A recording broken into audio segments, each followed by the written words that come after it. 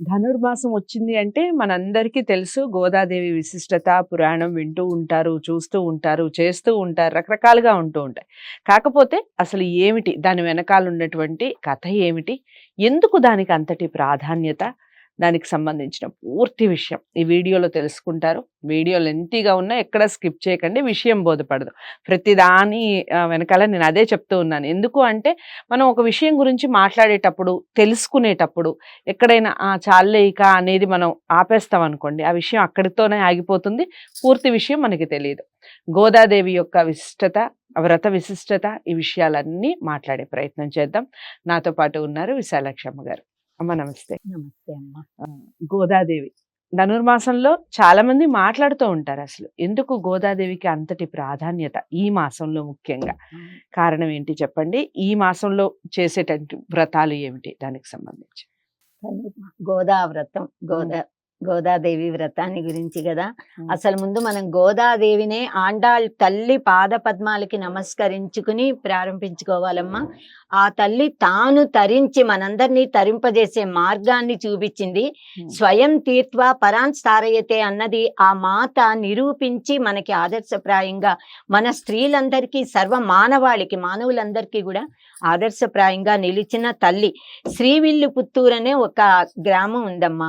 మేము వెళ్ళి చూసాము తీర్థయాత్రలో భగవద్ అనుగ్రహంతో.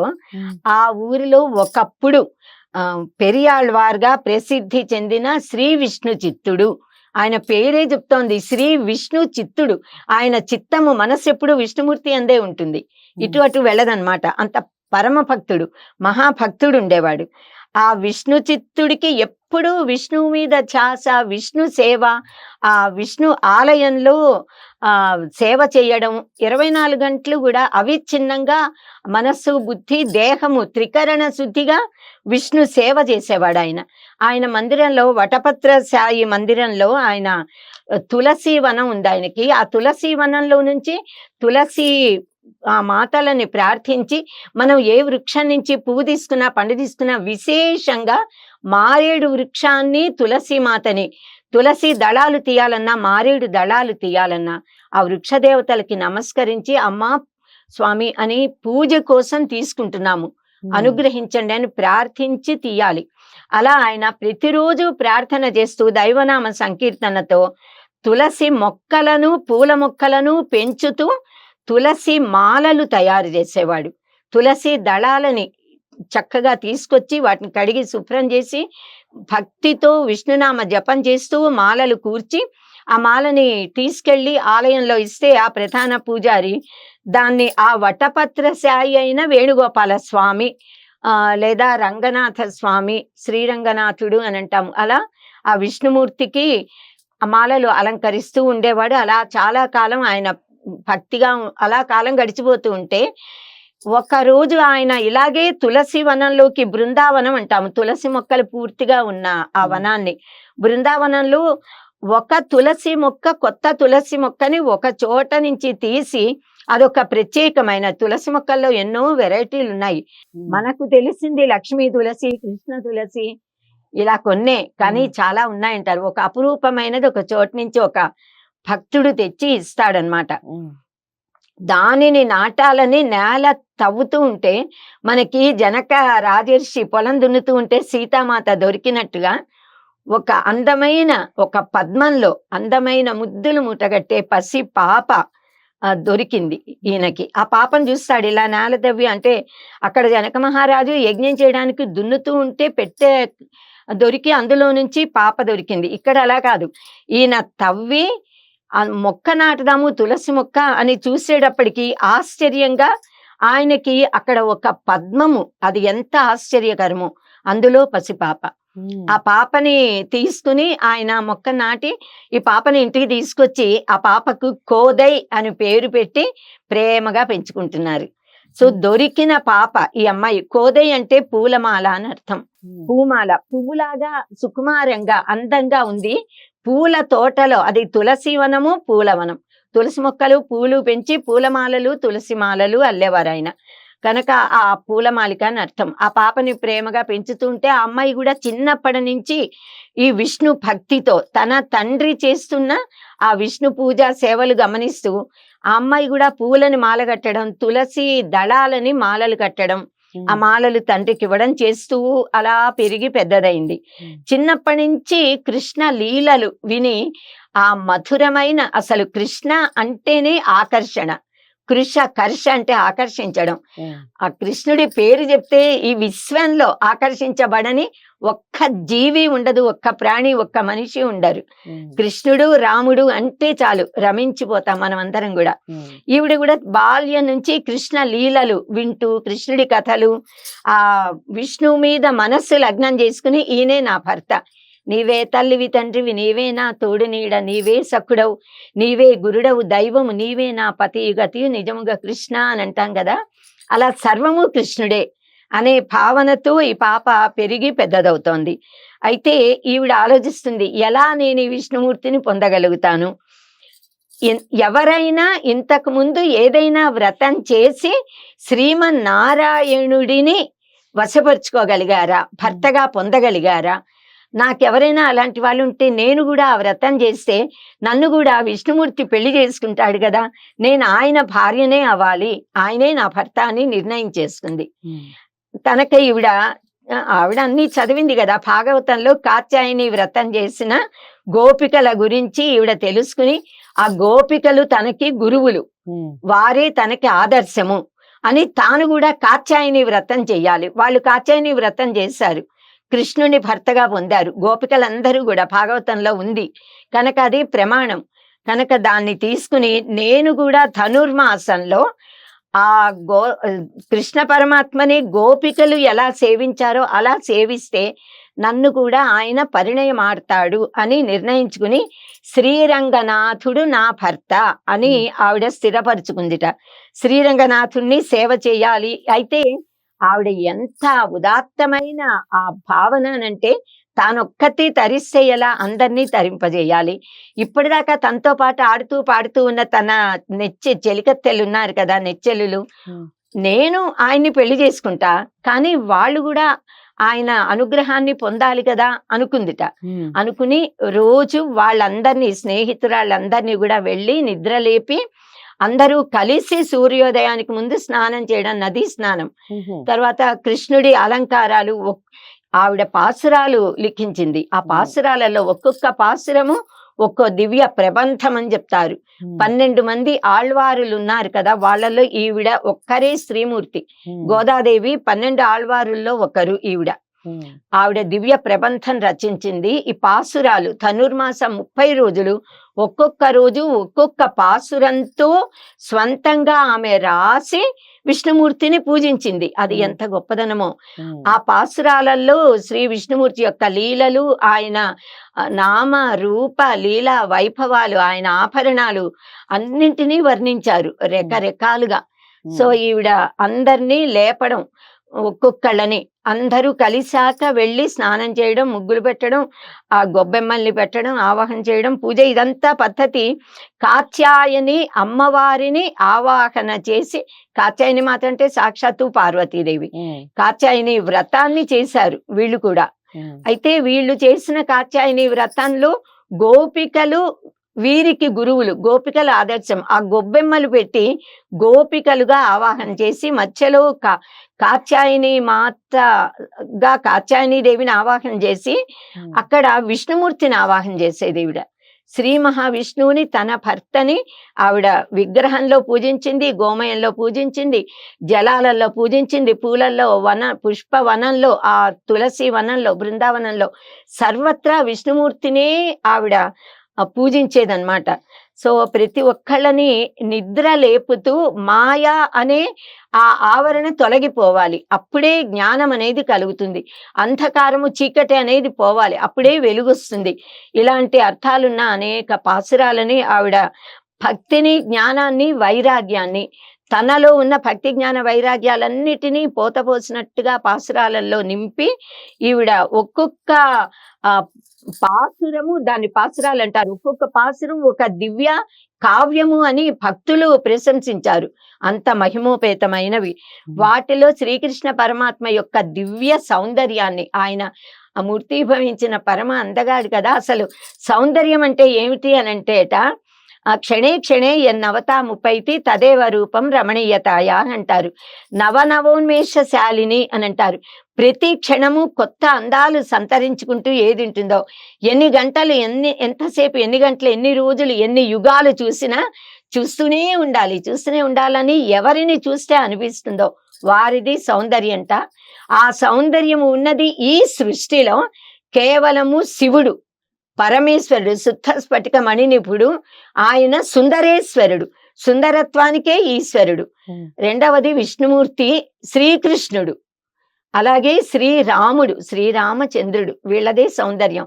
మిగిలిన వారు ఎవ్వరిది కూడా సౌందర్యం యొక్క ఆభాస, నిజమైనది కాదు. సో పాసురము అనంటే ఛందోబద్ధమైన పద్యము. పద్యాలు రాయాలి, శ్లోకాలు రాయాలి అంటే దానికి ఛందస్సు అని ఉంటుంది కదా, ప్రాసడి అంటాం. ఆ ఛందస్సు ఉండాలి. ఈ ఆండాళ్ తల్లి అని అంటారు గోదాదేవిని. ఈ ఆండాళ్ తల్లి తనలో ఉన్న భక్తి పారవస్యంతో అత్యంత మహిమోపేతమైన పాసురాలు రాస్తే ఈవిడ చరిత్రని, ఈ గోదాదేవి చరిత్ర, గోదా కళ్యాణము, దీన్ని ఇతివృత్తంగా తీసుకుని శ్రీకృష్ణదేవరాయలు ఆముక్తమాల్యద అనే గ్రంథం రాశారు. పరమ అద్భుతం. ఆ ముక్త మాల్యద అసలు పేరు ఎంత బాగా పెట్టారో. గోదాదేవి ఏం చేసేదంటే చిన్నప్పటి నుంచి, ఎప్పుడు కొంచెం పెద్దదైనప్పటి నుంచి, అంతకుముందు వాళ్ళ నాన్నగారు విష్ణు చిత్తుల వారు మాలలు అల్లేవారు కదా. ఈ పాప ఎప్పుడు పెద్దదవుతూ మాలలు అల్లడం నేర్చుకుందో, ఈ పాప ఆయన ఈ అమ్మాయి కలిసి కలెక్ట్ చేసేవాళ్ళు ఆ పువ్వులని గాని, తులసి దళాలు. ఈ గోదాదేవి మాలలు అల్లేది అవి ఒక విశిష్టమైన పద్ధతిలో. మనకి కుందమాల అనే ఒక కావ్యం కదా, సీతామాత ఒక ప్రత్యేకమైన పద్ధతిలో ఆ మల్లెపూలతో మాల అల్లేది. అలా ఎవ్వరూ అల్లలేరుట. ఆ మాలను చూసి సీత అల్లింది అని రాముడు గుర్తుపడతాడు వనంలో, ఆ వియోగ సమయంలో. అది అంటే రావణాసుడు తీసుకెళ్ళినప్పుడు కాదు, తను సీతను వదిలేశాడు కదా ప్రజల మాట ఆ సమయంలో. అది కుందమాల, ఒక అద్భుతమైన భక్తి కావ్యం. అలా ఈవిడ ఒక ప్రత్యేకమైన పద్ధతిలో పూల మాలలు అల్లేది. అల్లి ఈవిడ ఏం చేసేది, పరమ భక్తురాలు కదా, విష్ణుమూర్తే తన భర్త అనుకుంటోంది. మరి ఆయన మెళ్ళో వేస్తే అందంగా ఉందో లేదో ముందు తను చూడాలిగా. అందుకని ఆ పూలమాల తన మెళ్ళో, ఆ తులసి మాల తన మెళ్ళో వేసుకుని నిలువుటద్దం, అద్దం ముందు నుంచుని బాగుందా, ఎలా ఉంది అని చూసుకుని, ఆహా చక్కగా ఉంది, నా శ్రీహరికి ఇది వేస్తే ఆయన అందంగా ఉంటాడు అనుకుని అప్పుడు ఆ మాల తీసి బుట్టలో పెట్టి ఆ బుట్ట తండ్రికి ఇచ్చేది. ఆయన రోజు, ఆయనకేం తెలియదు ఇది, ఆ బుట్ట తీసుకెళ్ళి ఆ ప్రధాన అర్చక స్వామికి ఇస్తే ఆయన ఈ పూలమాలతో రంగనాథ స్వామిని, వేణుగోపాల స్వామిని అలా అలంకరించి పూజించేవారు. అలా చాలా ఏళ్లు గడిచిపోయింది. అయితే ఒక రోజు ఏమవుతుంది అంటే, ఈవిడ ఈ మాల వేసుకుని చూసుకుని తీసేటప్పుడు అందులో ఒక తల వెంట్రుక తగిలింది, దానికి ఉంటుంది. ఆ అమ్మాయికి ఏం తెలుసు, మామూలుగా ఇలా తీసి బుట్టలో పెట్టింది, తండ్రికి ఇచ్చింది, ఆయనకి ఏం తెలీదు, మాల అల్లిచ్చింది అనుకున్నాడు. ఆయన తీసుకెళ్ళి ఆ పూజారికి ఇస్తే ఆయన ఆ దండని పెరుమాళ్ళకి వెయ్యబోతూ ఉండగా వెంట్రుక కనిపించి, అయ్యయ్యో మహాపచారం జరిగింది, ఈ వెంట్రుక ఎలా వచ్చింది అని వెయ్యకుండా ఆ మాల తీసి బుట్టలో పెట్టి విష్ణు చిత్తుల వారిని అడుగుతాడు, ఇందులో వెంట్రుక ఎలా వచ్చింది మాలకి అని. అయ్యయ్యో ఇంత అపరాధం ఎలా జరిగిందో నాకు తెలీదు, ఈ మాల మా అమ్మాయి అల్లింది కోదై, నేను అడుగుతాను అని ఇంటికి వస్తాట. ఇంటికి వచ్చి ఆ అమ్మాయిని అడిగితే, తండ్రి నేను ఇది ప్రతిరోజు కూడా నా మెళ్ళో వేసుకుని తీసి ఇస్తున్నాను, పొరపాటు నా వెంట్రుకు వచ్చిందేమో అని క్యాజువల్ గా చెప్పినంటామే. అలా మామూలుగా చెప్తే ఆయన, ఎంత అపరాధం జరిగిందమ్మా, నువ్వు మెళ్ళో వేసుకున్న మాలని పరమాత్మకి సమర్పిస్తున్నామా, ఈ పాపం నుంచి ఎలా విముక్తి కలుగుతుంది అని ఆయన దుఃఖాక్రాంతుడైపోయి ఇంకలా విష్ణు తపన భయంతో భక్తితో అలా చేస్తూ బాధపడుతూ ఉంటే విష్ణుమూర్తి ఆయనకి కలలో కనిపించి, విష్ణు చిత్త నీవు బాధపడకు, నీ కూతురు మెడలో ధరించిన ఆ మాలే నాకు చాలా ఇష్టం, నాకెంతో ప్రియమైంది, నువ్వు ఆ మాలలే తీసుకెళ్ళి ఇవ్వు అంటట. అక్కడ ఆ పూజారికి కూడా కలలో కనిపించి స్వామివారు, ఆ పూలమాలే నాకు చాలా ప్రియమైనది కనుక దాన్నే నాకు అలంకరించి పూజించండి అని చెప్పాడట. తర్వాత ఇలా ఆ అమ్మాయి ఎంత అదృష్టవంతురాలో, ఈమె మెడలో ధరించిన దాన్ని ఆయన ధరిస్తున్నాడు అనుకుని ఈ విష్ణు చిత్తుడు తన కూతురు ధరించిన మాలని ఆయన ధరించడం ఏమిటి అని ఆలోచిస్తూ విష్ణుమూర్తిని నాకు ఇది తెలియట్లేదు ఎందుకు అని ఆలోచిస్తూ పడుకుంటే ఆయన కలలో విష్ణుమూర్తి కనిపించి నీ కూతుర్ని నాకు ఇచ్చి వివాహం చెయ్యి, నేను ఆమెని పరిణయం ఆడతాను, నేను వస్తాను, మనిషి రూపాన్ని ధరించి నీ దగ్గరికి వస్తాను, గోదాదేవిని నాకు ఇచ్చి పెళ్లి చేయమని కలలో చెప్పారట. అది అందరికీ కూడా చెప్తారు ఆయన. ఆ తర్వాతే ఈ వివాహం జరుగుతుంది. సాక్షాత్తుగా శ్రీమన్నారాయణుడు రంగనాథ స్వామి శ్రీరంగేశ్వరుడు ఆయన వచ్చి గోదాదేవిని వివాహం చేసుకుని వివాహమైన తర్వాత ఆవిడని తనలోకి తీసేసుకున్నాడు అనమాట. ఆ ముక్త మాల్యద అంటే ఆ పదానికి అర్థం ఏంటి అంటే అంటే ఆ సమంతాత్ పూర్తిగా, ముక్త అంటే వదిలిపెట్టబడిన, మాల్యము అంటే పూలలతో అల్లిన పూమాల, దా అంటే ఇవ్వడం, దా యచ్చ అంటే ఇవ్వడం, అంటే ధరించి తీసినటువంటి మాలని ఇవ్వడము అనే అర్థం. ఆ ప్రబంధాన్ని ఈయన శ్రీకృష్ణదేవరాయలు రాశారు.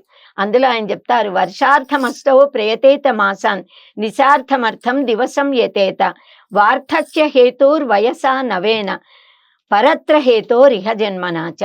అందరూ కూడా వర్షాకాలం 4 నెలలు బయటికి వెళ్ళలేరు కనుక వర్షాకాలంలో ఇంట్లో కదలకుండా కూర్చొని తినడానికి వీలుగా మిగతా నెలల్లో సంపాదించి పెట్టుకోవాలి. ఆ కాలంలో అసలే వెళ్ళగలిగేవారు కాదుగా వాన పడితే. ఇప్పుడు వెళ్ళలేము కానీ వేరే పద్ధతులు ఉన్నాయి. ఇంకా పగలు రాత్రులు అప్పుడు ఇలాంటి మనకున్న ఈ విద్యుత్ దీపాలు లేవు కదా, కనుక రాత్రి చీకటి పడే లోపలే ఇంటి పనులన్నీ ముగించుకుని సూర్యాస్తమయం అయ్యే లోపల భోజనాలు చేసి అందరూ బయట కూర్చుని ఇంకా హాయిగా నిద్ర వచ్చేదాకా పురాణ కాలక్షేపం చేసి విష్ణు కథలు శివ కథలు గానం చేస్తూ చెప్పుకుని అలా పడుకునేవారు. కనుక రాత్రి కోసం పగలంతా పనిచేయాలి, పగలే రాత్రి పనులు పూర్తి చేసుకోవాలి. అలాగే వార్ధక్యం వస్తే ఏమీ సంపాదించుకోలేం, శరీరంలో శక్తి తగ్గిపోతుంది గనక వయసులో ఉన్నప్పుడే సంపాదించి పెట్టుకోవాలి వార్ధక్యంలో ఉపయోగించడానికి. అలాగే ముక్తి పొందడానికి ఈ మానవ ఉపాధి ఉన్నప్పుడే ముక్తి పొందడానికి పుణ్యాన్ని సంపాదించుకోవాలి సాధన ద్వారా. పరత్ర హేతోక్, పర అంటే శరీరం వదిలి వెళ్ళిపోయాక ఉత్తమ గతి కోసం ఇహ ఇక్కడ ఈ జన్మలో మనం సాధన చేయాలి, అది దానికి అర్థం అన్నమాట. సో గోదాదేవి శ్రీకృష్ణుణ్ణి భర్తగా పొందాలి అనుకుని తన చెలికెత్తలతో కలిసి ఇలా తిరుప్పావై పాసురాలు అంటారు దాన్ని, తిరుప్పావై పాసురాలు గానం చేస్తూ ధనుర్మాసం 1 నెల రోజులు కూడా కఠినమైన వ్రతాన్ని ఆచరించింది. మొదటి పాసురంలో ఈ వ్రతం చెయ్యడానికి తమకున్న అధికారం ఏమిటి, ఏ చేయాలన్నా ఒక అధికారం అనేది ఉండాలిగా, ఎవరు పడితే వాళ్ళు చెయ్యలేరు కనుక ఈ తర్వాత తన అధికారం ఏమిటి అన్నది చెప్తుంది. తనలో ఉన్న భక్తే తనకి అధికారం, తనకి విష్ణువు మీద ఉన్న భక్తి ప్రేమ అవి చాలు. సరే ఈ వ్రతం ఏదైనా ఒక పని చేస్తే దాని ఫలం ఏమిటి అని ఆలోచించాలిగా, ఫలం తెలియకుండా లేకుండా కోరకుండా ఎవరు ఏ పని చెయ్యరు. దీనివల్ల ఫలం ఏమిటి అంటే విష్ణుమూర్తిని వివాహం చేసుకోవడమే ఫలం, ముక్తి పొందడమే ఫలము అని చెప్తారు. ఆ తర్వాత ఇలా మొదటి 5 పాసురాలు కూడా ఆ కావ్యానికి ఉపోద్ఘాతం లాంటిది. అవి తిరుప్పావై అంటాం కదా, దీన్ని తిరుప్పావై పఠనం చేయడం అంటాం. తిరుప్పావై యొక్క ముఖ్య ఉద్దేశాన్ని తెలియజేస్తాయి మొదటి 5 పాసురాలు. చిత్తశుద్ధితో భగవంతుణ్ణి ప్రార్థిస్తే వానలు కురుస్తాయి, పంటలు పండుతాయి, దేశం సుభిక్షం అవుతుంది, సస్యశ్యామలంగా ఉంటుంది అని అందులో చెప్తారు. కనుక శ్రీకృష్ణుడిని పూలతో పూజించాలి. ఒక్కొక్క ఏ పూలతో పూజిస్తే ఏ ఫలము అన్నవి కూడా మనకి శాస్త్రాల్లో చెప్పారు. కనుక మన పాపాలు నశించిపోతాయి విష్ణువుని పూలతో పూజిస్తే అని చెప్తుంది గోదాదేవి. తర్వాత 10 పాసురాలలో గోదాదేవి తాను చెలికెత్తెలతో కలిసి పూదోటలకి వెళ్ళి వివిధములైన పూలని, మందార పూలని, పారిజాత పూలని, అన్ని మల్లెలు, మొల్లలు, చామంతులు, ఇలా సంపంగలు అలా అన్నిటినీ వర్ణిస్తారు. ఏ పుష్పంతో పూజిస్తే ఏ ఫలమో, ఏ పుష్పంలో ఎలాంటి సుగంధాన్ని ఆయన ఆస్వాదించగలుగుతాడు, చాలా అద్భుతంగా అవన్నీ చెప్తూ పూల గురించి ఆ పూలతో పూజిస్తారు. తర్వాత 10 పాసురాల్లో గోదాదేవి చెలికెత్తలతో కలిసి ఈ పూలని సేకరించడానికి పూవనాలకి వెళుతూ పల్లె వాతావరణాన్ని వర్ణిస్తుంది. పల్లెలలో గ్రామాలలో ఎలాంటి పచ్చని పైరు పంటలుంటాయి, పవిత్రమైన స్వచ్ఛమైన నీరు, స్వచ్ఛమైన గాలి, స్వచ్ఛమైన వాతావరణము, భూమి, ఈ పర్యావరణ పరిరక్షణ అని ఇప్పుడు చెప్తున్నారే, అది ఆ కాలంలో ఉండేది. దాన్ని తర్వాత పక్షుల కిలకిలా రావాలు, హంసల సోయగాలు, నీరు స్వచ్ఛంగా నిర్మలంగా ఉండడం, రంగురంగుల ఆ తేనెటీగలు, సీతాకోక చిలకలు, అవి తిరగడం, అవన్నీ వర్ణించింది ఆవిడ. తర్వాత వెన్న చిలుకుతారు ఎప్పుడు కూడా పల్లెటూళ్ళలో. ఆ వెన్న చిలుకుతున్నప్పుడు వచ్చే కవ్వములోంచి ఆ చిలుకుతున్నప్పుడు వచ్చే ధ్వని, అది హంస నాదంలాగా, మణి కాలికి గజ్జెలు కట్టుకుని చిన్న పిల్లలు నడుస్తూ ఉంటే ఆ మువ్వల ధ్వని ఎలా ఉంటుందో అలా రకరకాలుగా చిరుగంటల సవ్వడిలాగా ఎంత ఆహ్లాదకరంగా ఉందో. దేవాలయాలలో వినిపించే శంఖనాదాలు మనలోని అజ్ఞానాన్ని పోగొడతాయి. ఆ శంఖనాదాల ధ్వని ఈ మజ్జిగ చిలుకుతూ ఉంటే ఉంటుందిట. అలా ఆవిడ వర్ణించింది. తర్వాత ఉదయాన్నే గోదాదేవి తన స్నేహితురాళ్ల ఇళ్ళకి ఒక్కొక్కరి ఇంటికి వెళ్ళడం, అమ్మాయిని లేపడం, వీళ్ళు ఇంకొక అలా అందరి ఇళ్ళకి వెళ్ళి అందరినీ లేపి తీసుకుని వచ్చేది వాళ్ళని తయారు చేయించి. అంటే తాను ఎంత ముందు లేచి తను ముందు సిద్ధంగా ఉండి వారిని సిద్ధపరిచి అందరూ కలిసి ఈ వ్రతాన్ని ఆచరిస్తూ విష్ణు మహిమలని, ఆయన యొక్క అవతారాలని కీర్తించారు. ఆ అవతారాలను కీర్తించింది తర్వాత 10 పాసురాలలో. తర్వాత 5 పాసురాలలో గోదాదేవి తన చెలికెత్తెలతో కలిసి తాను చేసిన దేవాలయాల సందర్శనం, ఎక్కడెక్కడ ఉన్న ఏ విష్ణు ఆలయాలకి వెళ్ళారో, ఏ నామరూపాలతో అక్కడ విష్ణుమూర్తి ఉన్నాడో ఆ దేవాలయాలని వర్ణించింది. తర్వాత భగవంతుడిని నిద్ర లేపాలి, ఆయన నిద్రపోతూ ఉంటాడు కదా, చెలికెత్తెల్ని లేపింది. వీళ్ళందరూ కలిసి కూడా సూర్యోదయానికంటే ముందే స్నానాలు చేయడం అయిపోయి అందరినీ లేపడం, స్నానాలు చేసి ధౌత వస్త్రాలు కట్టుకుని ఆలయాలకి వెళ్ళేటప్పటికి స్వామివారు ఇంకా నిద్రపోతూ ఉండేవారు. కనుక ఆయన్ని నిద్ర లేపడానికి పాసురాలు రచించింది ఆవిడ.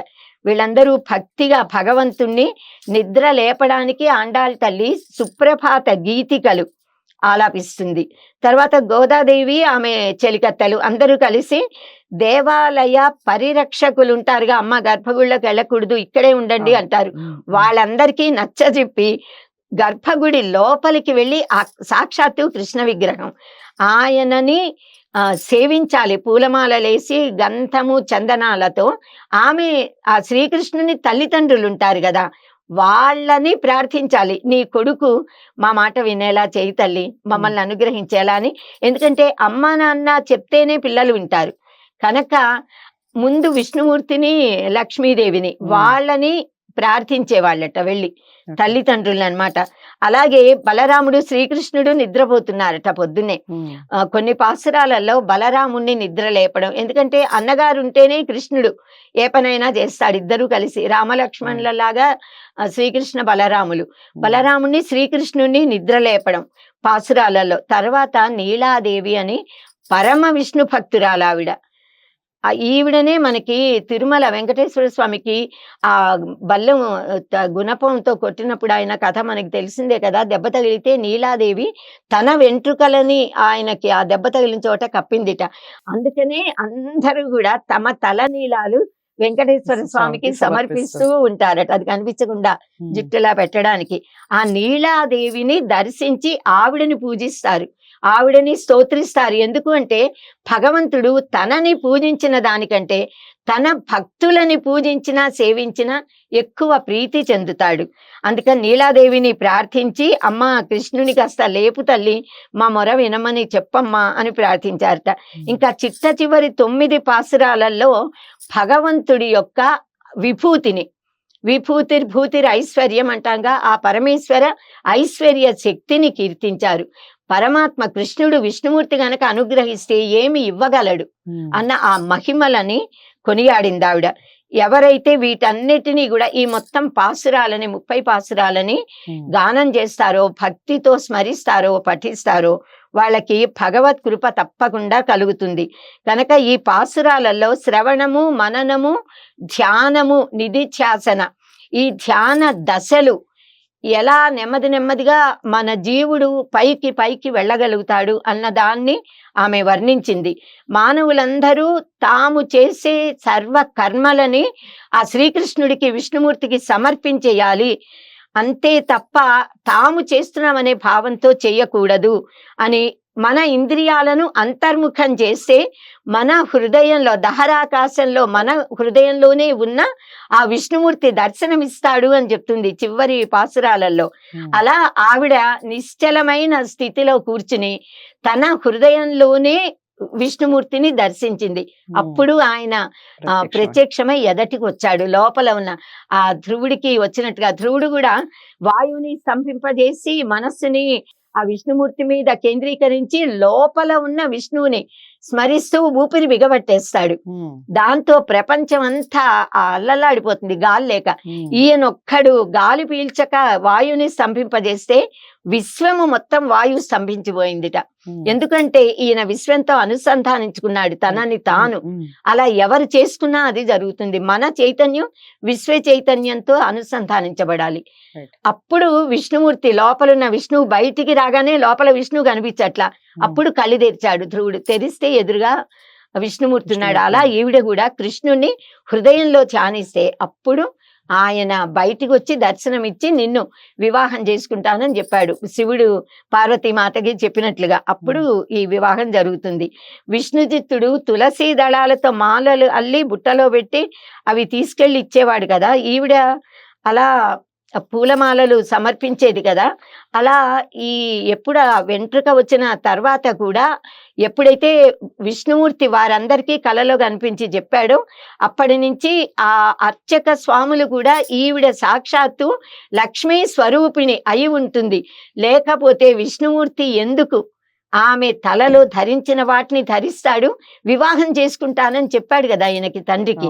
ఈయన వాళ్ళకి చెప్తాడు. మనం అందరం కూడా ఎప్పుడు విష్ణుమూర్తి ఇక్కడికి వస్తాడో మనం మా గోదాదేవిని ఆండాళ్ళ తల్లిని ఆయనకిచ్చి పెళ్లి చేయాలని వాళ్ళతో చెప్తే అందరూ సిద్ధంగా సన్నద్ధంగా ఉంటారట. సో అలా ఎప్పుడైతే ఈ విష్ణుమూర్తి మానవ ఆకారాన్ని ధరించి అక్కడికి వచ్చాడో అప్పుడు అందరూ కలిసి గోదాదేవిని, అంటే అది ఎప్పుడు జరిగింది అనంటే మన భోగి పండుగ నాడు. కరెక్ట్ సరిగ్గా ఈ 30 రోజుల పాసురాలు ఈ వ్రతాచరణ పూర్తవగానే ఆ 31వ రోజు కల్లా ఆయన వచ్చాడు. గోదా కళ్యాణం జరిగింది, వివాహం జరిగింది. ఈ వివాహం అయిన తరువాత భార్య భర్తకి నమస్కరించాలిగా, పెళ్ళయ్యాక దంపతులు తల్లిదండ్రులకి నమస్కరించాలిగా. ఆ పద్ధతిని పాటిస్తూ ఆ విష్ణు స్వరూపుడైన ఆ మనిషి ఈవిడ గోదాదేవి ఆ విష్ణుమూర్తికి ప్రణమిల్లారు గుడిలో.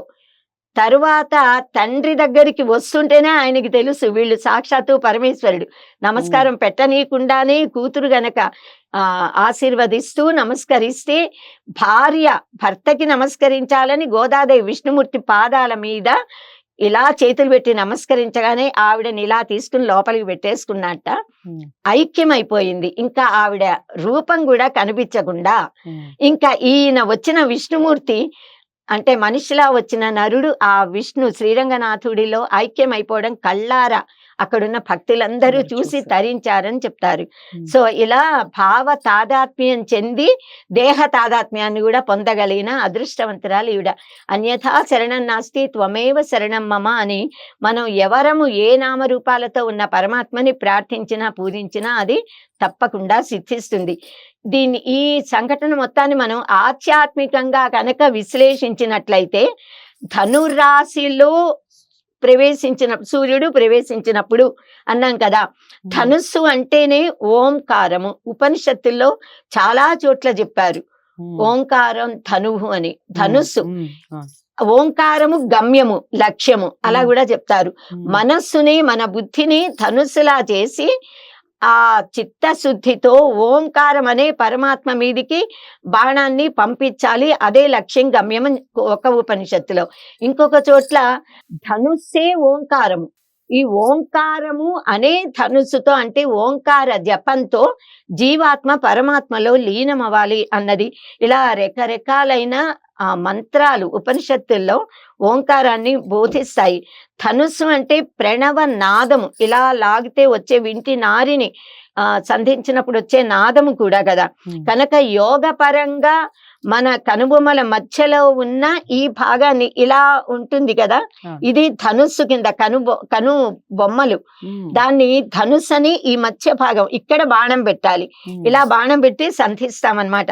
కనుక మన కనుబొమ్మలే ధనుస్సు, అక్కడి నుంచి వచ్చే టంకారము, ధనుస్సుని లాగితే వచ్చే ఆ ధనుష్ టంకారము అంటామే, అది ఓంకారము. మనము మన భావనని, మనస్సుని, హృదయాన్ని భ్రూమధ్యంలో లగ్నం చేసి ఓంకార నాదం చేస్తే ఆ వచ్చే ఓంకార నాదము ధనుష్టంకారము.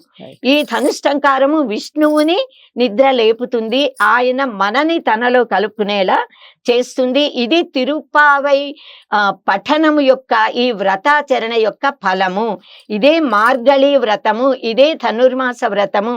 ఈ భగవత్ ప్రాప్తి అన్నదే పరమ గమ్యము.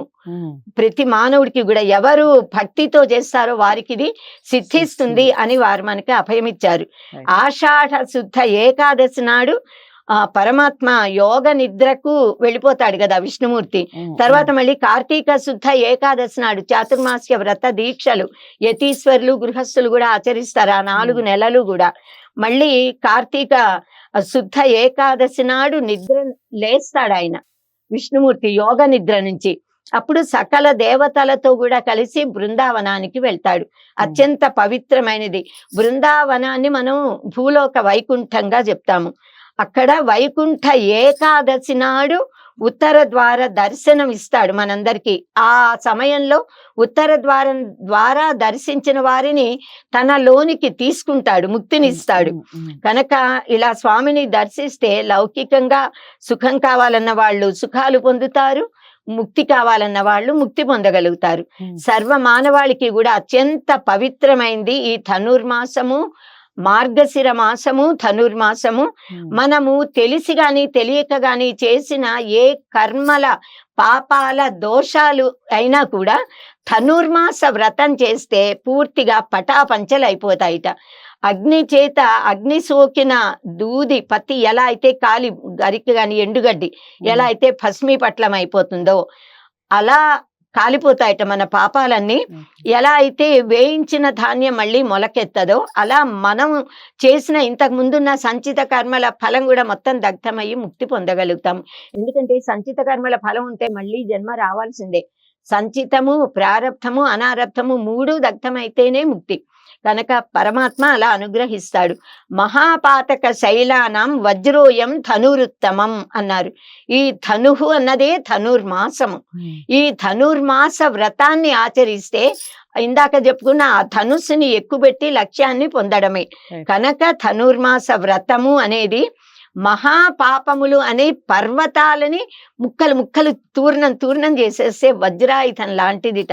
కనుక ఉత్తమోత్తమైన ఈ ధనుర్మాస వ్రతాన్ని, మార్గళి వ్రతాన్ని ఎవరైతే ఆచరిస్తారో, ఆండాళ్ తల్లి ఎలా అయితే ఆచరించి తరించిందో అలా ఈ వ్రతాచరణ చేసిన అందరూ కూడా తప్పకుండా విష్ణు సాయుధ్యాన్ని పొందుతారు, ఆనందంగా ఉండగలుగుతారు. ఓం నమో నారాయణాయ. ఓం శ్రీమన్నారాయణాయ నమో నమః. గోదాదేవ్యై నమో నమః. ఆండాళ్ సహిత శ్రీ విష్ణు చిత్త స్వామి సహిత శ్రీమన్నారాయణాయ రంగనాథ స్వామిని నమో నమః. స్వస్తి. చాలా చాలా చక్కగా చెప్పారమ్మా. మరి మీరు ఈ వ్రతాన్ని ఇక నుంచైనా ఆచరిస్తారా? అసలు ఇంత సుదీర్ఘంగా మీరు ఎక్కడైనా ఈ కథని వినటం జరిగిందా? ఈ విషయాలన్నీ కూడా కామెంట్ బాక్స్లో తెలియచేయండి. చాలా చక్కగా వివరించారు కదా, అసలు ఎందుకు ఈ వ్రతం చేసుకోవాలి, దీని వెనకాల ఉన్నటువంటి వృత్తాంతం ఏమిటి, కథ ఏమిటి, ఎలా జరుపుకోవాలి, ఎందుకు జరుపుకోవాలి, దానివల్ల వచ్చే ముక్తి మార్గం ఏమిటి, ఈ విషయాలన్నీ తెలుసుకున్నాం వీడియో ద్వారా. తప్పకుండా అందరికీ షేర్ చేయండి, లైక్ చేసి ఛానల్ని సబ్స్క్రైబ్ చేసుకోండి. మరో మంచి టాపిక్తో మళ్ళీ విశాలక్షమ్మ గారితో మళ్ళీ కలిసే ప్రయత్నం చేద్దాం. నమస్తే.